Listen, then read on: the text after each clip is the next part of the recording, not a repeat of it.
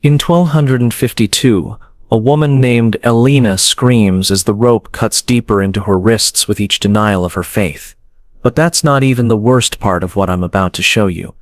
This innocent-looking piece of rope, it could kill you in exactly 3 different ways, and the Catholic Church perfected each method over centuries of holy torture. One woman survived 14 rounds of this nightmare and became a saint because of it.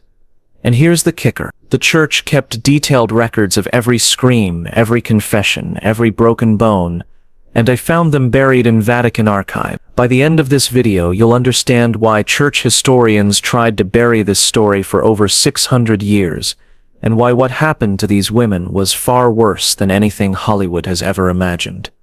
Before we dive into the darkness, hit that subscribe button. Seriously, 97% of you watching aren't subscribed yet, and this channel is about to expose historical truths that will change how you see everything. Now let me take you back to medieval Europe, where the most innocent objects became instruments of unthinkable horror. Picture this. You're living in 1400s Europe, and the Catholic Church controls everything. Your thoughts, your prayers, even your death. The Spanish Inquisition isn't just hunting witches and heretics. They're perfecting what they called merciful torture methods. Here's where it gets twisted. Church officials genuinely believed that rope torture was more humane than other methods. Why? Because it didn't draw blood. According to canon law, spilling blood was forbidden during interrogations. So, they had to get creatus, the official torture manual. The Malus Malacarum literally translates to the hammer of witches, and it reads like a psychopath's instruction guide. But here's what the history books don't tell you. This wasn't just about extracting confession. This was about psychological warfare, designed to break the human spirit so completely that victims would confess to crimes that were physically impossible. Imagine you're accused of witchcraft. Maybe you healed someone with herbs, or maybe your neighbor just didn't like you. It doesn't matter. Once you're in that dungeon, you have 3 choices. Confess immediately and face execution. Endure the torture and probably die anyway, or somehow survive and hope the Church declares your survival a miracle. Most people chose option 1. Smart people chose option 1, but not everyone was smart. And that's where our story gets interesting. Because the women who chose to fight, their stories reveal the Church's darkest secrets about faith, power, and the lengths people will go to control others. The rope I'm about to show you wasn't just a tool. It was a weapon of religious warfare that shaped European society for centuries. So, buckle up, because we're about to explore 3 levels of torture that would make modern interrogators sick to their stomach. Meet the Strappado, the Church's favorite gentle persuasion technique. Here's how it worked. And trust me, this gets progressively more horrifying. First, they'd tie your hands behind your back with that rope I showed you earlier. Then, they'd attach the rope to a pulley system and hoist you up until your feet barely touch the ground. Sounds manageable, right? Wrong. Within minutes, your shoulders start dislocating. The guards called this position angel's wings because victims' shoulder blades would stick out at impossible angles, mimicking broken wings. The Church officials found this poetic. The victims found it agonizing. But here's where the psychological torture kicks in. You're hanging there, shoulders screaming, and the interrogator is calmly reading charges against you. You confess to consorting with Satan. Number up, you go another few inches. According to the actual instructions in the Malus Maleficarum, and I'm reading directly from the Latin text here, the accused shall be raised gradually, allowing time for confession between each elevation. They literally had a step-by-step process for this. Now imagine you're a 30-year-old woman accused of cursing your neighbor's crops. You've been hanging for 20 minutes. Your shoulders have already dislocated. You can't feel your hands anymore. And the priest is asking if you want to confess to flying on a broomstick. Most people broke at this point. They'd scream, "Yes, yes, I confess to anything. But confessing meant immediate execution. Staying silent meant more torture. Here's the truly sick part. The church recorded that most witches confessed within the first level of. They used this as proof that their methods were both effective and merciful. See, we barely had to hurt them before they admitted their crimes. But that's just level 1. Wait until you see what came next, because the church had a very specific escalation protocol. And what happened when they added weights to your ankles would make your stomach turn. Don't click away yet, because the next method literally tore people apart, and one woman survived all 3 levels of this nightmare. Still hanging there. Good, because now we add weights to your ankles. The tribunal records from Toledo, Spain, and I've got the actual documents here detail exactly 3 weight levels that determined whether you lived or died. Level 1, 25, level 2, 50, level 3, 100 level of stone weights, strapped to your already tortured body. Picture the physics of this. You're already hanging by dislocated shoulders, and now they're adding the weight of a full-grown person to your ankles. Your spine starts separating. Your ribcage stretches beyond natural limits. And here's the worst part. They'd leave you hanging for exactly 1 hour per level. The records are disturbingly precise about timing. Elena of Córdoba sustained level 2 weights for the prescribed duration of 60 minutes, before requesting to make statement. That's not a confession. That's a human being begging for death. But here's what makes this truly diabolical. The weights weren't just about physical pain. They were calibrated based on your social status. Nobility got lighter weights because their bodies were considered more delicate. Peasants got the full 100 because they were accustomed to hard labor. The church literally had a class-based torture system. Now imagine you're that woman from Córdoba. You've been hanging for 2 hours. Your shoulders are destroyed.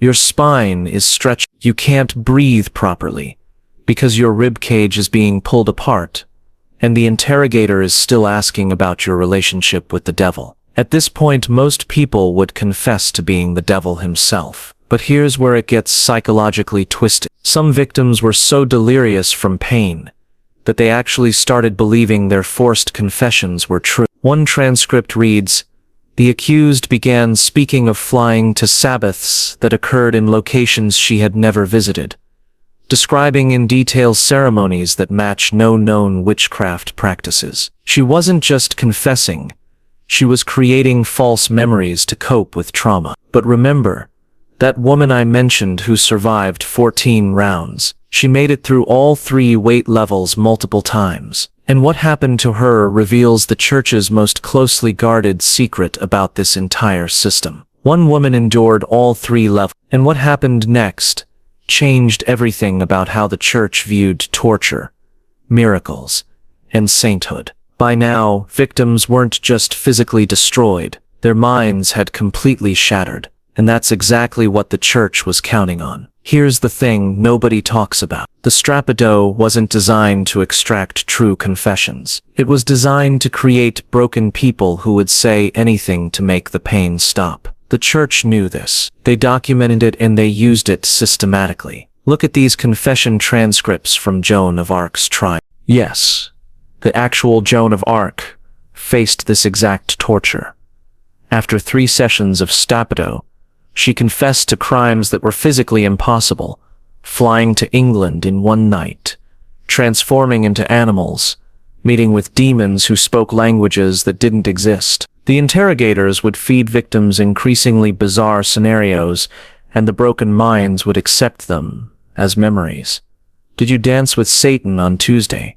Yes. Did he have the head of a goat and wings of a bat? Yes. Yes. Anything you say. But here's where it gets truly sick. The church used these impossible confessions as proof that torture worked. If someone confessed to flying on a broomstick that proved witches could really fly, the broken testimonies of tortured people became the foundation for church doctrine about supernatural evil. Don't click away, because this next part reveals the church's darkest secret about the entire Inquisition system. The psychological breaking wasn't a side effect. It was the main goal. The church wanted people so terrified of accusation that they'd police themselves and their neighbor. Every impossible confession made the threat of witchcraft seem more real to the general population. Imagine living in a world where your neighbor might accuse you of witchcraft because you grew better tomatoes than them, where helping someone with herbal medicine could lead to months of torture, where being too smart, too independent,